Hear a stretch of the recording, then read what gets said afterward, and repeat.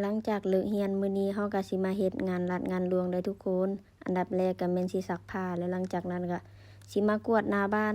อันนี้บ่ได้กวาดยังบ่ฮอดมื้อบ่ได้กวาดตอนเช้าซื่อๆกลับมาก็มีแต่ใบไม้เต็มเรือนเต็มศาลเบิดทุกคนเอ้ยก็เลยว่าสิมาเฮ็ดความสะอาดก็ถูพื้นแล้วก็ล้างหน้าบ้านน้ำหลังจากล้างหน้าบ้านแล้วก็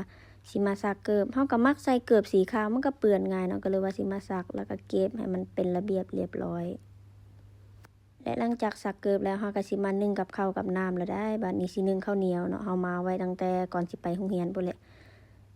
และในระหว่างทาข้าวสุกเฮาก็สิมาล้างติบข้าวให้มันสะอาดและในที่สุดข้าวของเฮาก็สุกเป็นที่เรียบร้อยแล้วหลังจากสายข้าวแล้วเฮาก็สิมาตากผ้าเสื้อผ้านี้ก็มีทั้งเสื้อผ้าเฮาแล้วก็เสื้อผ้าน้องสาวก็ซักให้เพิ่นเพราะว่าเพิ่นไปเฮ็ดงานมื้อนี้มื้อเล็กแล้วก็เลิกงานดึกเนาะเลิกงานตั้งว่า 10:00 นกลางคืนแล้วค่อยก็สิมาตัดผักอันนี้ก็เจ้าเอิ้นผักเสริมแต่ว่าภาษาไทยบ่ฮู้ก็เจ้าเอิ้นอีหยังเอาไว้กินกับตำข้าวปุ้นตอนแลงแล้วก็ตัดภาพมาตอนแลงหมู่เด้งว่าอยากตัดผมก็เลยพาเพิ่นไปตัดผมในระหว่างที่เพิ่นตัดผมค่อยก็ไปตลาดซื้อของและหลังจากเพิ่นตัดผมแล้วเฮาก็แวะเซเว่นก่อนสิกลับจักเพิ่นซื้ออิหยังของเพิ่นก็น่าสิซื้อโค้กซื้ออิหยังต่างๆก็ของวงของหวานอิหยังของเรานั่นแหละ